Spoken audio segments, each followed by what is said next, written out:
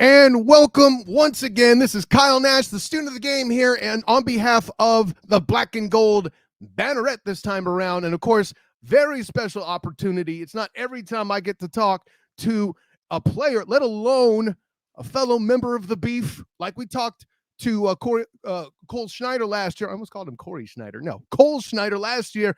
We got another prospect coming out here who's on the O-line, a very talented man of the Beef, a conference tackle, if I remember correctly. Ryan Swoboda, what's going on, man? What's up? Yeah, I'm doing good. I appreciate you having me on. I am a proud member of the Beef, just like you said. As the man I gets it. didn't know, but yeah, I'll take it. See, you're uniquely qualified for this. Like when I talk about the fat guys, people will say to me now, like, Kyle, you've lost 40 pounds. I'm like, no. That's our word. You can't use the F word like that, okay? Oh yeah, exactly. We claim that word. Anyway, so let's, and we're having fun, but I want to get into it quickly, like the whole impetus for this conversation. Like, not that I would have looked forward to talking to you anyway, but you said this, and I had to seek you out afterward. We were in the stand-up scrum presser after pro day where you did a fantastic job. We'll talk about how you defy physics being 6'10" and moving a certain way that you did, like, because that's a conversation I need to have with you. But you had mentioned the Zach Martin Foundation. And you had mentioned, listen, players who take a platform, any entertainer for that moment, who take a platform and for something positive. This is one that touched me uniquely.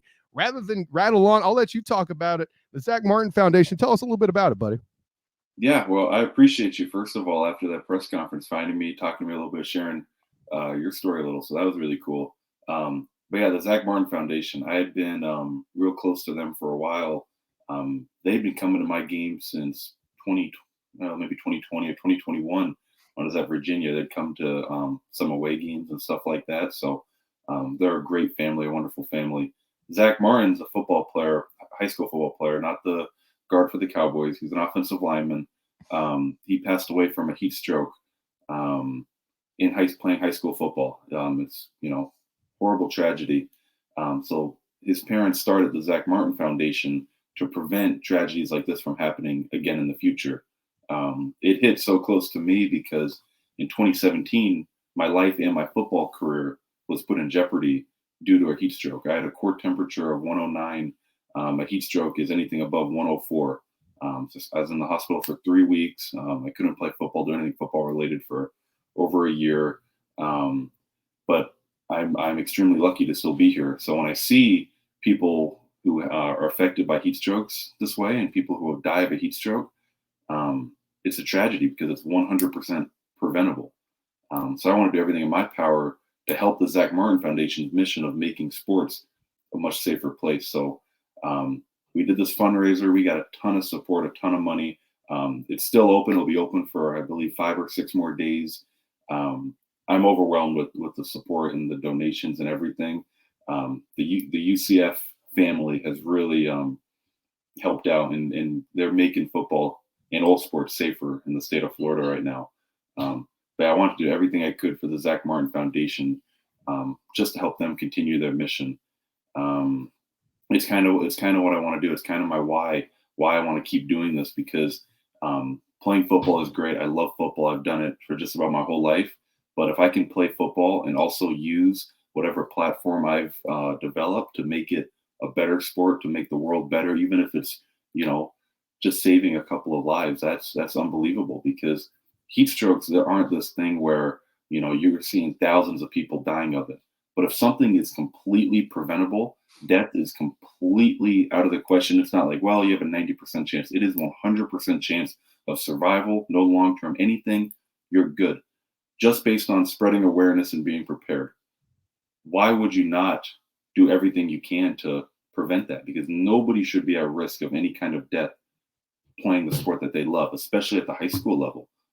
Sports are one of the greatest things we have in the world. And if I can help the Zach Martin Foundation make them safer, that's unbelievable. I think there's a segment on CBS tonight airing a little bit about it. So that'll get a little bit of love. But I want to take every opportunity I can to say, first of all, thank you for everybody who has talked to me about it, who has donated. I want to thank you for getting me on the podcast, letting me get on my soapbox one more time and talk about it.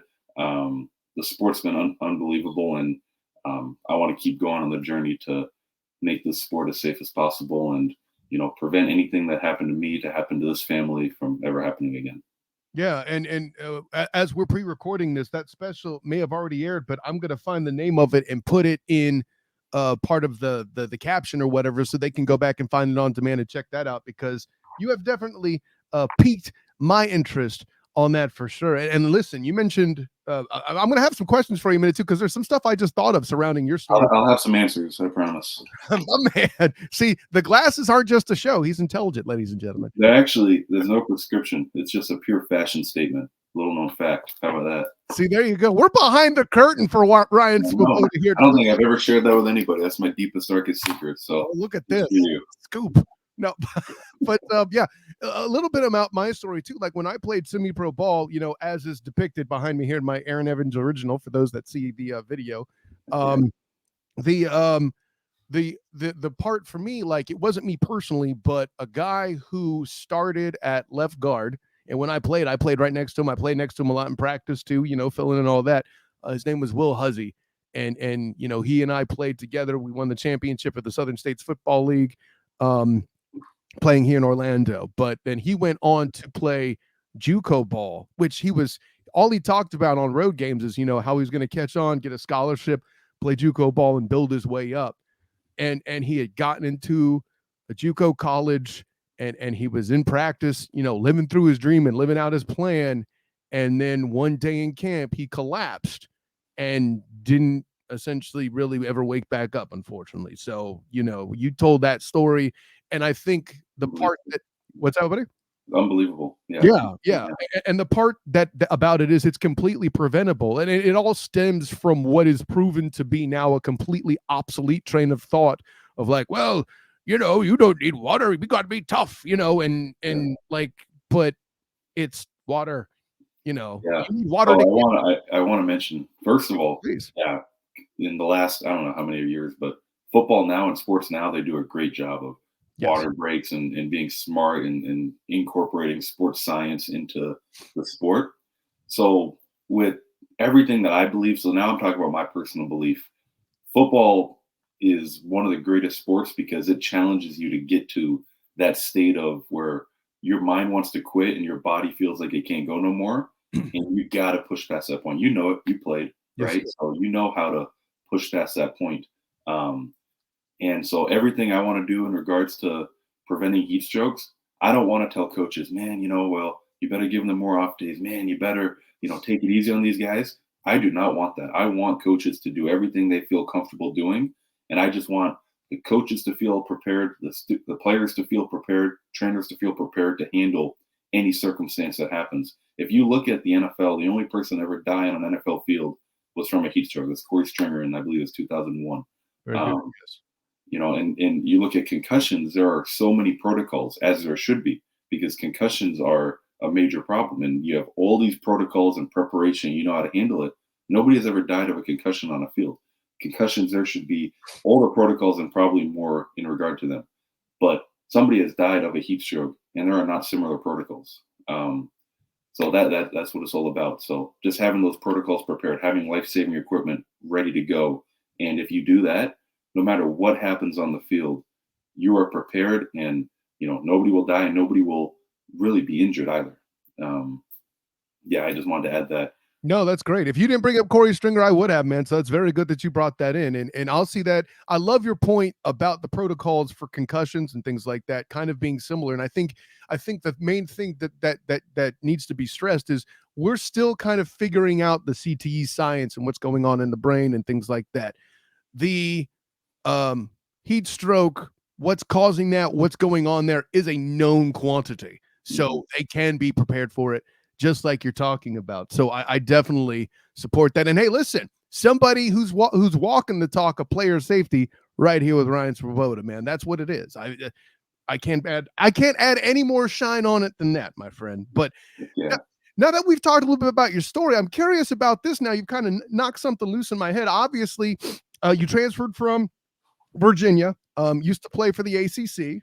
My apologies for all the times I've been critical of that conference.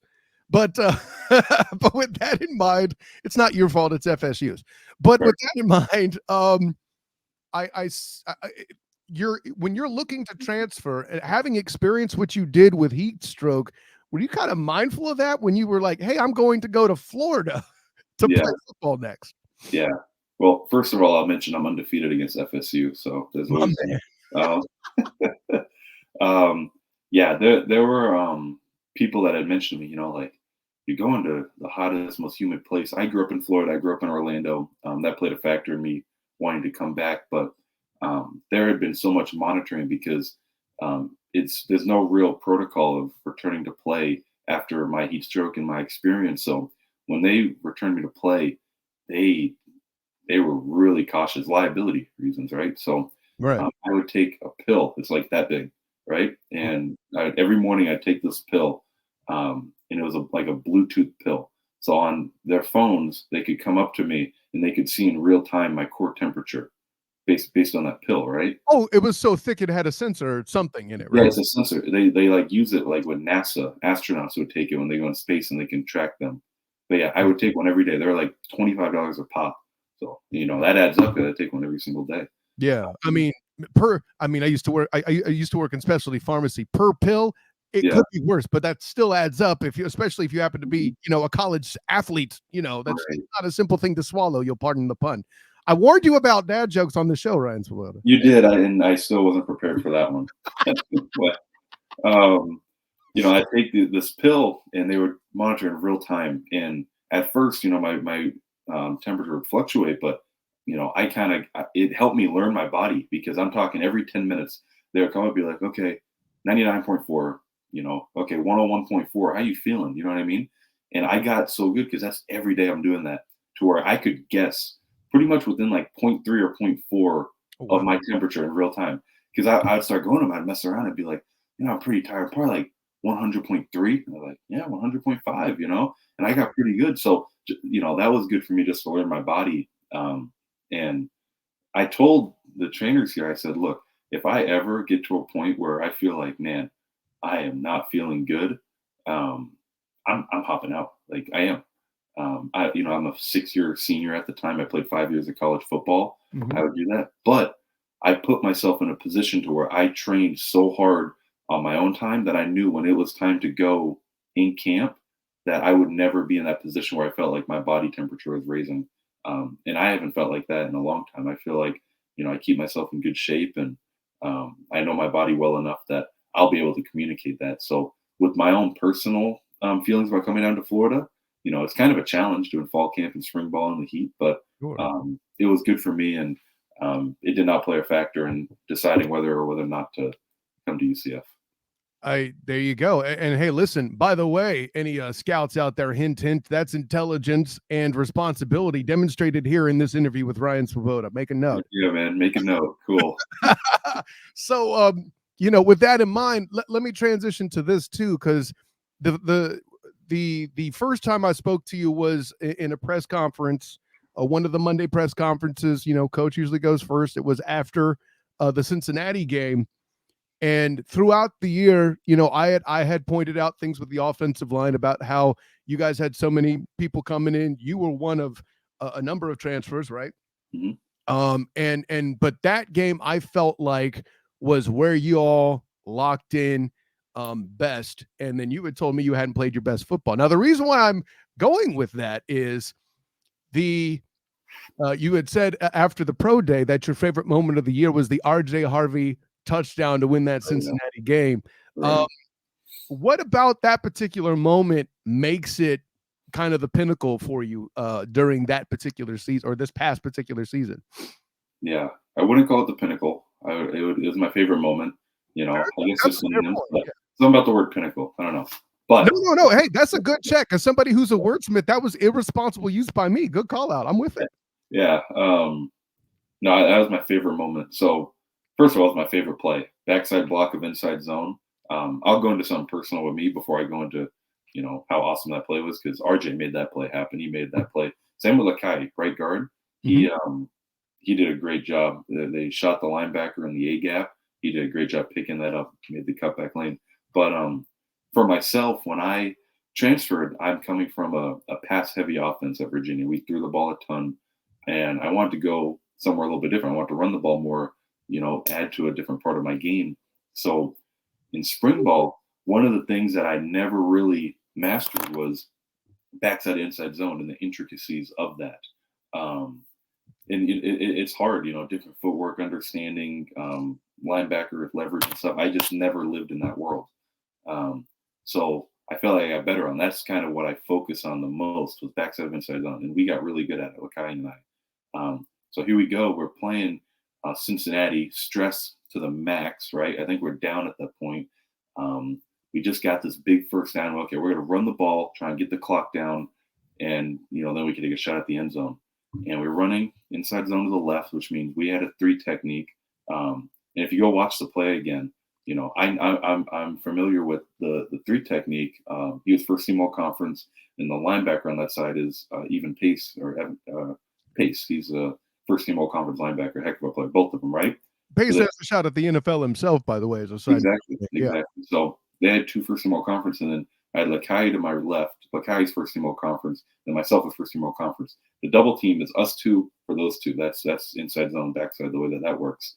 You can't get that kind of a matchup in an MMA fight. I'm exactly. So it was just heavyweight on heavyweight. So Lakai takes a step, gets under Jawan, the 3 technique. Jawan's a strong dude, really, really good player, right? Gets underneath. Linebacker shoots a gap, has the foot quickness to go pop, pop, get under the 3 technique, pop off. You can go watch the play. It's unreal. Pop, pop, gets on the linebacker, covers him up. We get good movement on the double team, get some push. Alec Holler comes in, cuts off the defensive end, which was one of the hardest blocks for a tight end to make. Absolutely. RJ goes, infamous spin move right there. We're thinking, let's get 5 yards, run this clock down so Cincinnati doesn't have a shot at it. And we just gash on my favorite play, something that at first I had struggled with. And now I feel like it's one of my strong suits is that B block double team on the backside. So gash him, RJ hits that spin move, touchdown, win the game. Can't get better than that. No, hey, listen, first of all, there's a lot of juicy there for those of us that enjoy the beef. See, there's more of that word. A lot of beef. Oh, yeah. But and here's the part that's unique, and I don't know that every single UCF fan might understand this. I'm uniquely qualified too because when I played, I was a waist bender, and just being at 6'5", that was a problem. Yeah, you, my friend, could pass for an NBA power forward at your height at 6'10", and there you have a 6'11" guy. I was talking to Coach Herb Hand, at Pro Day. And I haven't had an opportunity to get him one-on-one before either, but I pulled him aside and said, Coach, I'm an inquiring mind. I got to know, how on earth did you get this guy right? Especially when you're telling us here, you're trying to craft your run blocking, right? How did you get that right, Coach? So I'm going to say a term to you that you probably know thanks to that, and have you explain your interpretation. He says he worked on your body demeanor. Body demeanor. So that is a really nice way of saying I had him hold, what is this thing called? It's this heavy bar. So it makes sure that your angles go like this. So basically, if you can see my lats, when you're blocking, you don't want to be like this. You want your lats engaged, right? That's why I say thumbs up. Right? So anybody who's listening on the pod, real quick, it's about having your hands out in front of your chest, but instead of like you were showing me your fingers up, you want your thumbs up. And so this is you can get proper hold on the pads of whoever you're blocking, right? Exactly. Yeah. You don't want your elbows out. You want your lats engaged, thumbs up. So this is bad. This is good, right? So I'm holding this bar that makes sure your hands stay there, and it's heavy, and it makes sure you engage everything, right? Sitting real low, and basically Coach Hand just makes you sit there. It's like 95 degrees. It's hot outside. It's spring ball, and just change direction. And what you want to see is your body demeanor. If your hip levels rise as you fatigue, it's no good, right? Because if you're in the third, fourth quarter, you're going to be fatigued. So you want to be able to have your body continue having that same consistent low hip level. So his way of saying, "Oh, I worked on his body demeanor," that could just be, yeah, we put him under a sled in the heat and made him hold this bar and stay really low for a long time to where his legs were shaking, so that you got so comfortable being in that position. So yes, Coach Hand did a great job working on body demeanor with me. So to kind of translate for people who are outside the trenches, like if you've ever done planks, how your abs feel is how he felt in his Yeah.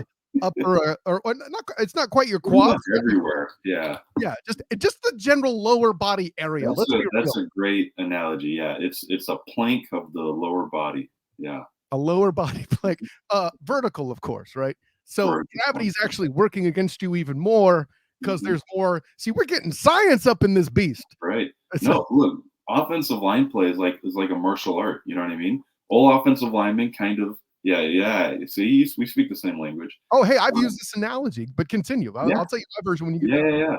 You know, everybody, you got something familiar. You're all friends. You all experience something that nobody else can experience. So you all have some kind of a like mind. You have this movement that looks kind of unnatural, like a kick step is the Yep. most unnatural movement ever.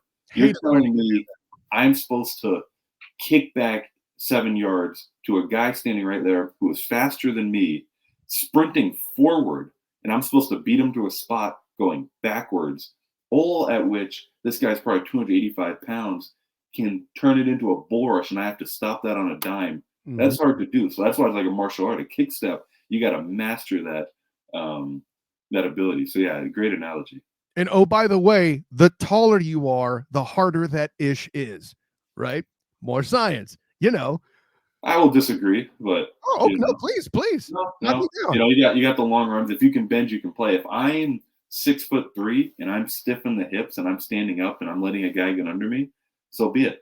Um, if I'm 6'10", but I have good body demeanor, right? It does not matter. I mean, if everything was and I mean, this is an argument very common among Uncle linemen. Some people are like, man, I'll just take a guy who's 6'2" with long arms and I get the best of both worlds. I don't subscribe to that school of thought. You know, it's a common debate though. But if that was the truth, all the best D linemen would be 5'7". You know, I love and it. then what?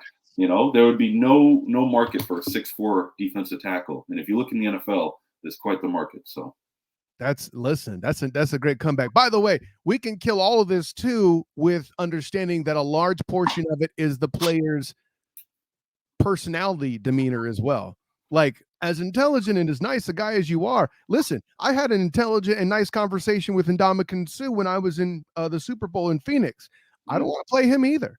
So, absolutely not. Right, right. so yeah, I mean, and the way Coach Hand put it is he had to learn to teach without thinking about pad level, is what he said to me. So there you an opportunity. I'll add one more thing. Yeah, talking about pad level. Um, I would I would get into what's the word? Not a debate because when you're a player, you don't debate your coach, right? You learn from your coach and you talk and you learn from each other. So I would always look at a play. So let's say this is my helmet, right? Right. And this is a D lineman, and we're blocking each other. My helmet's right here. My pad level is higher than his, right? My helmet level is higher than his.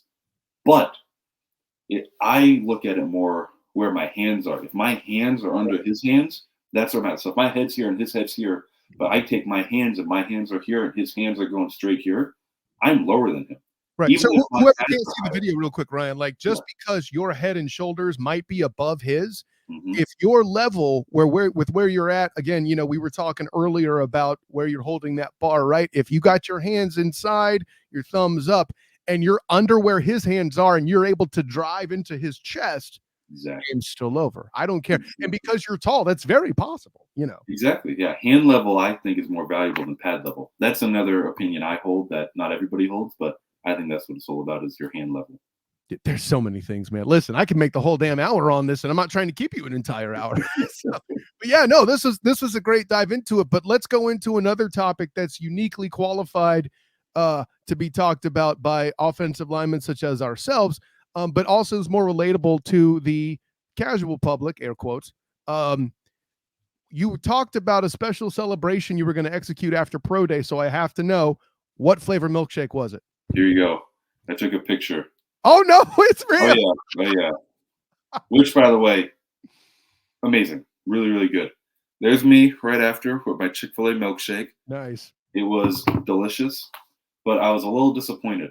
Not with the product. The product was phenomenal. I enjoyed every second of it.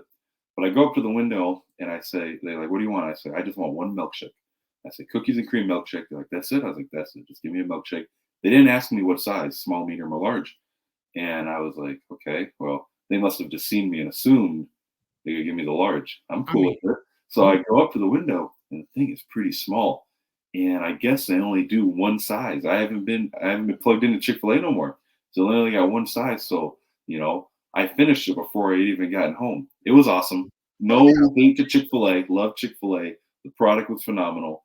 But when I was doing that press conference, I remember I even rubbed my hands. I was thinking about this milkshake. I mm. was thinking of a real heaping milkshake. But can't win them all. I enjoyed it, but as of today, back on the grind. So no more milkshakes. Here's what it is. The day you get the announcement that you're going to the NFL, what you're going to do instead, you're going to go to Dairy Queen, you're going to get that large Blizzard and And take I that will let all you know specifically if it's better than the Chick-fil-A cookies and cream. I got you.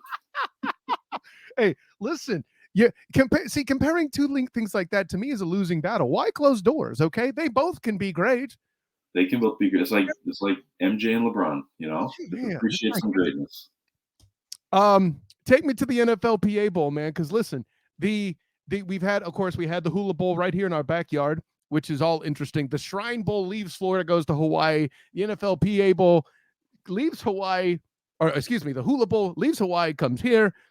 We had the local elements here, but you went to the NFLPA Bowl. I have worked with writers that have covered it. I've not done it personally because let's be honest, to jump to California is definitely a budget conversation with the wife. But tell me about that experience a little bit, and what sort of stuff, what you kind of experienced, playing with other guys, and some stuff you might have learned, some stuff you might have showed on film for scouts that haven't seen it yet, that kind of thing. Yeah, yeah. Well, um, I wanted to play in the Hula Bowl as well, but I ultimately chose the PA game. Mm-hmm. I had gotten hurt in the first practice in the PA game. I had an ankle injury that I had played through the season that I re-aggravated at the first practice. So, I kind of grinded through one more practice. I was playing left tackle, which I played right tackle. I want to go to the NFL, got to do both, right? So Yes, sir. I told him, I said, I'll do left tackle. I had worked on it for about 3 weeks. And when you do a position change, you'll know about this, your body mechanics will change. So you're kind of at risk for injury at first, which kind of, I guess, why I re-aggravated my ankle, Mhm. ballooned up, wasn't able to really perform or play in the game. So, that side, not great. Everything else, though, the PA game, they did a really good job. Andrew Whitworth, he talked to us, and Oh, he's great, Ron- isn't he? really, really smart guy. I aspire to carry myself with a similar demeanor as him one day. Ronnie Stanley as well. He talked with us. One thing that really stuck with me about Whitworth is he was mentioning that before games, because as an O lineman, you have ebbs and flows. You have the game you rush for 300 yards and everybody's loving the quarterback and the running back. And then you have the games that you lose by a touchdown. And everybody's saying, well, the O line sucks. They gave up 2 sacks. We hate them. But there are ebbs and flows, right? And as an O lineman, you can't get up and down on yourself. So you just got to stay calm. So what Whitworth told us is he said he would at first get really high and really low. He said if he was going out the tunnel before a game, crowds going crazy, real loud, ready to go. He said if he could just roll his shoulders back and yawn, he knew it'd be a great game because he was that calm. I can't even comprehend getting ready to run out the tunnel and yawning. But that's what he said. He's like, if I could just yawn, I've done my training, I've done what I do. He's ready to go. That you know, that's insightful. That's something that I learned that I'm like, it's true because if you get real high and real low, you're not gonna be a very good lineman. You get one holding penalty, you're gonna spiral out of control. Mm. So that was a valuable thing that I learned. There were, the PA game, a lot of like NFL guys are there just because it's the NFL PA. I was walking and I'm looking at this guy and I was like, that Richard Sherman? What am I doing here? Yeah, so it was really cool. It's funny. In 14, when the NFLPA had their meetings here in Orlando, I interviewed both Whitworth and Sherman. That's pure How serendipity, about that? guys. Yeah, That's funny. that's crazy. But Yeah. no, I like that. By the way, that yawning tip. Mhm. First of all, you getting that from Whitworth is not a shock because even back in 14, he's not certainly not a 40-year-old. Back then, still was a smarter guy back when he was playing for the Bengals. Yeah. But that yawning technique, I might even adopt that for, some office meetings coming up, man, because some of them can get intense in their own right. Yeah, Not as yeah, fun for sure. sure. So, Yeah, good tip in general. great tip. Um, Take me to this, because we talked earlier about you guys there up front having to gel throughout the season, got a lot of transfers and things like that. I kind of asked Lokahi about this. Lokahi Bayuli, of course, the guard who's coming back this year. Really looking forward to see what he can. Not that he didn't bring anything last year, but I'm looking to see his evolution. That'll be entertaining to watch for any UCF football fan. But what sort of tips, or what would you kind of ask fans to look for at watching a group that's trying to gel, and the sort of signs that it's starting to happen? So I could talk for about 3 hours of all of my pet peeves of, fans go, God, just blocked. Oh my God, he ran right around him. That's the one that gets me. And I just want to go, if they understood, the dynamics of 6-man and 5-man pass protection, and going, well, that tackle has to sift between the Mike and the Sam. By the way, the corner's pressed with the safety off the hash, which, by the way, this guy is 6'6", 285 pounds, and runs a 4.4. Which, by the way, they just twisted a TE twist 3 times. So I better set more vertical and have my inside hand going, right? And then the guy runs a speed rush after he's bull rushed 4 straight times. And you're still looking at the Sam linebacker thinking, well, he is kind of out leveraging the defensive end a little bit. And the fan goes, God, this tackle sucks. He ran right around him. And I just want to go, well, it's pretty darn hard too. I'll give that guy a break. But no, that's football. I don't even remember what the question was. I just no, but what fans should you spoke to it quite a bit. Some of the challenges connected to having a line gel. First of all, you got to get your assignments in a new environment, right? yeah. And you're mentioning yourself, like you were here, you worked with Coach Malzahn to sharpen your run game, which Right. I mean, great choice, by the way. I'm saying that objectively, you get that. The best. Oh yeah, no doubt. The dude wrote a book on offenses. I get it. But and then over and above that, the whole trying to act as a unit piece jumps in there too. So you got to worry about you, and then also what Lokahi's doing to your left, right? Yeah, So we got we developed pretty good chemistry, Lakai and I, same with Matt. In terms of making calls, we don't really work with, it was Tylen and Sam on the other side, but they developed a great chemistry too. Chemistry, you always talk about it. It's more so I'll give an example. It's more so knowing what your guard or your tackle likes and prefers. I remember when I was at Virginia, let's say there's a twist. So a twist is when the defensive end who's lined up in the C gap is going to cross my face and he's going to go to the B gap and he's going to try and pick the shoulder of my guard. That 3-tech that my guard's actively blocking is going to loop around. They're going to try and get us on different levels and get both of them free. That's the dynamics of a twist, basically. When I was at Virginia, my guard was really great guard. He's with the Jets now. That defensive end would cross. I would love to keep my hands until I felt my guard hit my hand and bump me off. So I keep hands, go. Lakai more so preferred where I would give him a shot and I would just go and I'd even feel him. He liked this. He felt almost like I was babying him. If I just kept going, he wanted me to boom, boom, right? yeah. That's just difference in preference, right? So it took me a little while because I'm so used to, twist, gotta go. Okay, here we go. And Lakai, wanted to just take it and go. And he wasn't used to bumping as much.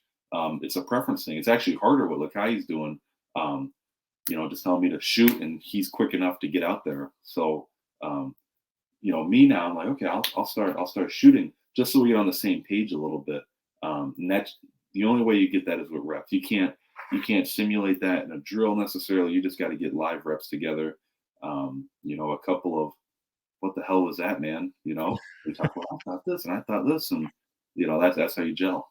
Yeah, there you go. And it starts in practice. For people that wonder what spring football and what Exactly.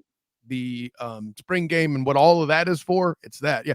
And as a side note, what I would always wait for was the impact for the next hit, and then I was gone. So yeah, exactly.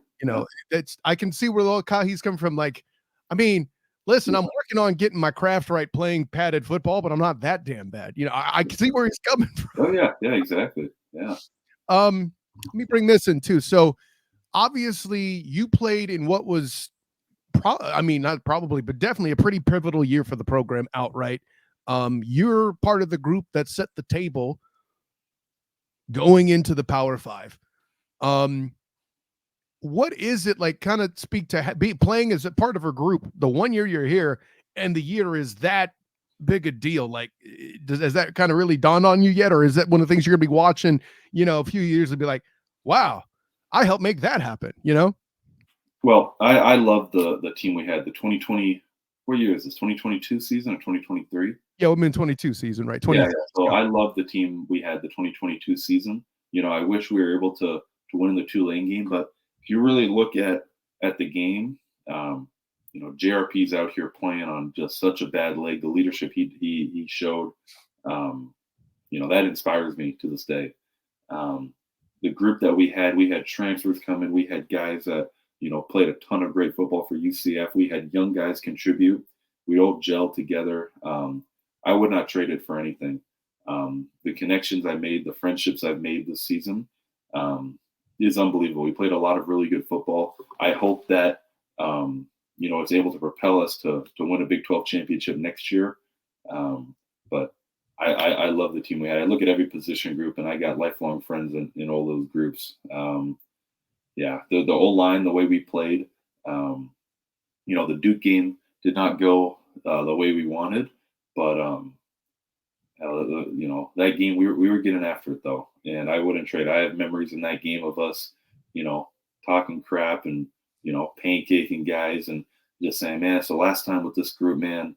Appreciate you guys. Let's just, I don't know, the score doesn't look great right now, but let's just beat the hell out of this D line right now, So that I'll remember that forever. Oh, that's powerful stuff. Yeah, I'm curious now too, because you mentioned JRP's leadership skills.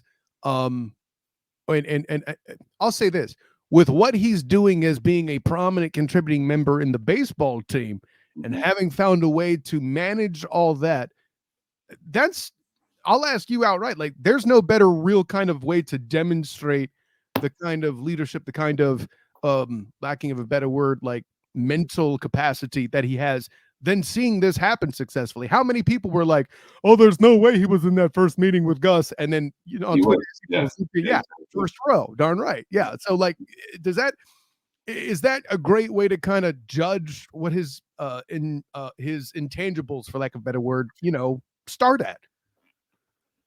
UCF is so lucky to have JRP. People have no idea. We are so lucky to have JRP in this program. I saw him before Pro Day, which, by the way, he was there. He's probably like the busiest man on campus with all the He's going to be a professional baseball player. He could be a professional football player. This guy is an unbelievable athlete. I saw him before Pro Day, and his skin was like darker than mine. He has such a bad sunburn because think about it, he's outside all day in spring ball. Then he's outside and doing baseball. The guy's like golden brown. It's crazy. I got mad respect for that. In high school, I did football and basketball in the off season. Basketball, we traveled, and I did football workouts in the morning. And to this day, that was the hardest thing I've ever done. Like, just all morning football, all afternoon basketball. And that's high school. I was in like 11th grade, and I still look back at that. JRP's doing this at the highest level in college sports. QB1 doing that.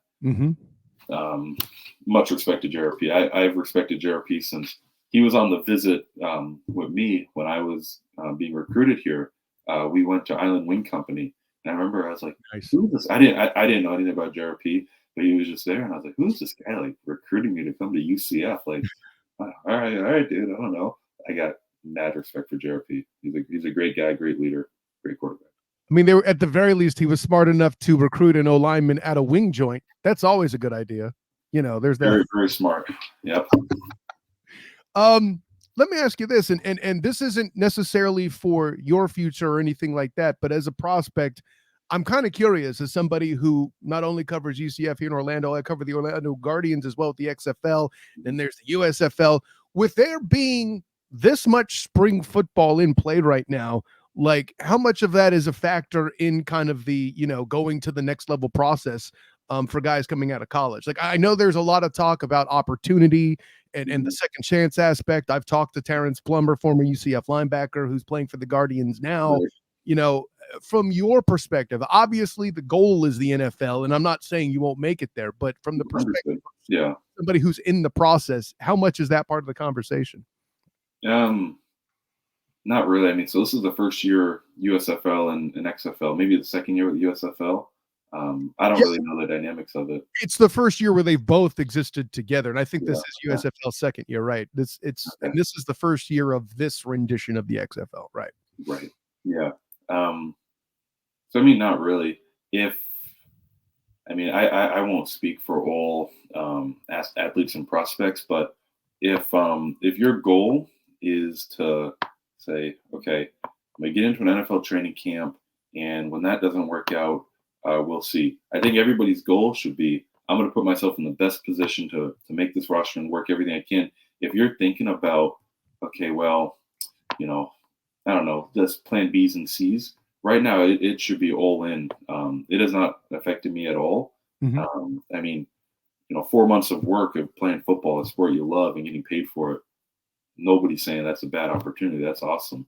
But no, you should be doing everything in your power to be best prepared to. I mean, you go to a training camp, you're trying to take somebody's job. That's what it is, right? And these guys are older, more experienced. They've played football. They know what they're doing. So you're not going to come in and have a better understanding of the game of football than them. There's no way, right?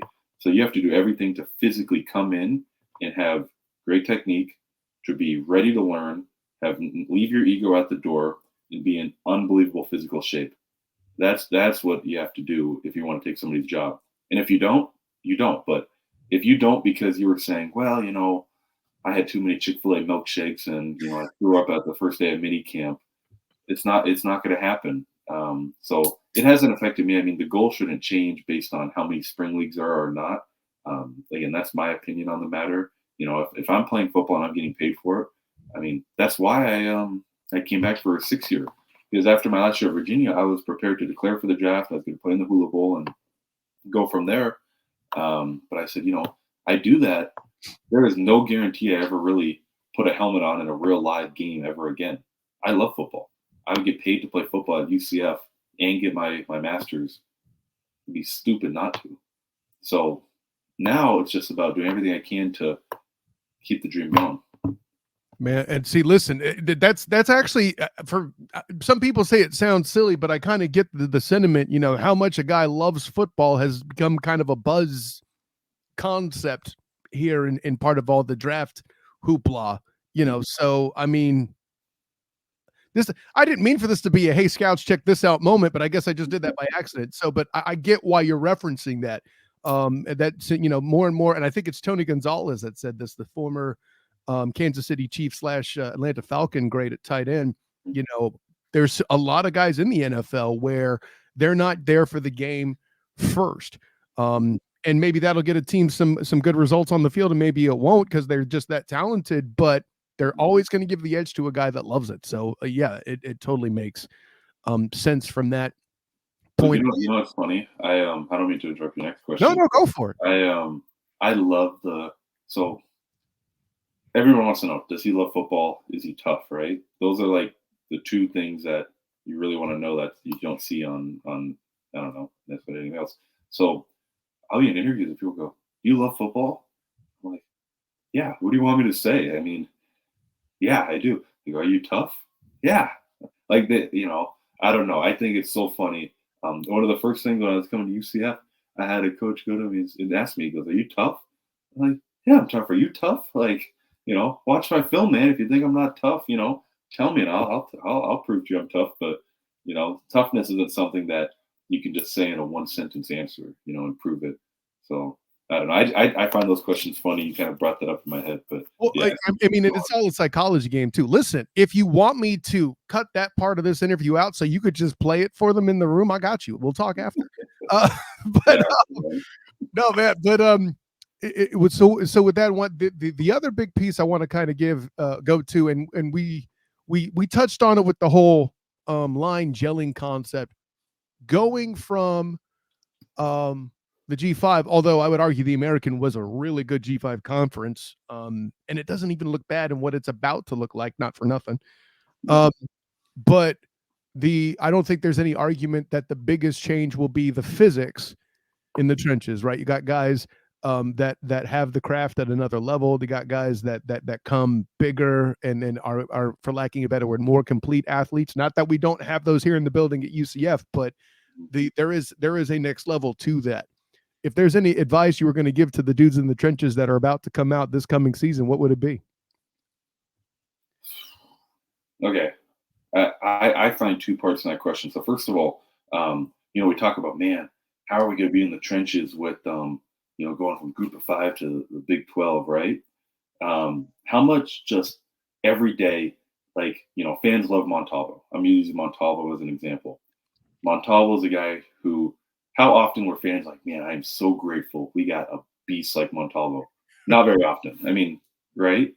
Montalvo at Pro Day, he would have been tied for second on bench reps out of every D lineman at the combine. He had, I think it's like top 3 shuttle. It would have been top 3 40 physically, better than just about anybody. And we're not just saying, man, I am so grateful for that guy. He's a beast. He's a stud. He's a reason why our defense was so good against the run last year. We've got more dudes like that. Ricky Barber is an NFL defensive lineman. Lee Hunter is an NFL defensive lineman. I'm probably forgetting some people, but we have Davis the year before you arrived was the big defensive tackle too, and he was alongside Barber until he got hurt. So yeah, we've had some beefy guys in the middle on D, no question. Right. They're some of the best linemen I've ever seen, I've ever blocked against. There should be no concerns going to the Big 12 with that. My advice going forward is keep doing what we're doing. You know what I mean? A lot of the times, now I'll speak about O-linemen a little bit. O-linemen generally want to just gain as much weight as possible. Man, I got to get bigger, especially, man, Power 5 D linemen. These guys are big, right? That's true to a point. I came into college as, I was like 245 pounds my senior year of high school. And you're not playing offensive tackle in a Power 5 conference at 245 pounds. You got to gain weight to a certain point, right? Caden Killer's another guy. Caden came in light. He looks really good right now. He's put on a lot of really good weight. You got to get to a point where you start to maintain, right? You get to, I can't mention everybody's exact weight, but here's what I'm going to tell people. If you're going to the Big 12, you got to be twitched up. You got to be athletic. You got to be able to move really well, as long as being strong. I would say with your goal of a body weight, be the lightest possible weight that you can stop a bull rush. If you can sit on a bull rush, be the lightest weight possible. I mean, if it has to go down to, man, okay, I'm 302 and I stopped a bull rush. I'm 301. I'm 299. 299. I'm getting bulled like crazy, man. All right, 300 is my number. The lightest possible. What's the difference? If you can stop a bull rush, what's the difference of stopping a bull rush at 300 pounds and 340 pounds? There's none. But I'm twitched up, and a lot of the pancakes, a lot of the finishes, a lot of the drives come with those lighter guys who are athletic enough to drive their feet through contact. If you're big and slow, yeah, you'll be able to sit on a bull rush, but you're also a liability in a lot of aspects. If you're going to the Big 12, be the lightest possible weight that you can stop a bull rush. If that's 350 pounds, you can't stop a bull rush at 340, be 350, right? But it's not all about just being as heavy as possible. I love that take, because you know what? Screens are a thing, and I made the proverbial intellectual money with the coaches with the way I ran screens, and I'll leave it at that. Man, no, good answer there, 100%. By the way, I'll build on this. For those that don't remember, Montalvo went from being a walk-on to a scholarship athlete. So over and above the physicals, a dude has the heart for it, man. Yeah, I know it's good that you drive with that example. I know it's the other side of the ball, but right now as a program, UCF's trying to be that walk-on in the Big 12. That's looking in the scholarship. That's a great. We have built a great proverb today. That's what we samurai on the O-line do here. That was my martial arts reference there, right? What was it? What is that? I didn't catch that. O-linemen are samurai, whereas defensive linemen are more berserker, like Viking warrior types. That's kind of the way Indian devil. I mean, yeah, that's good. I'll take samurai for O-lineman. I like it. Yeah, I mean, obviously, the martial art itself would be sumo. Listen, we've all seen the replacements, and if you haven't watched it, for goodness sake, Keanu Reeves people. But Of yeah, course. anyways, Yeah. Ryan, man, listen, I even kept you a little longer than I meant to. We could probably go for another 3 hours, but you got things to do. You got a life, you got a career you're trying to build in the game. I got to let you do that. Tell the world where you can be found, my friend, and any other thoughts you have before you want to go.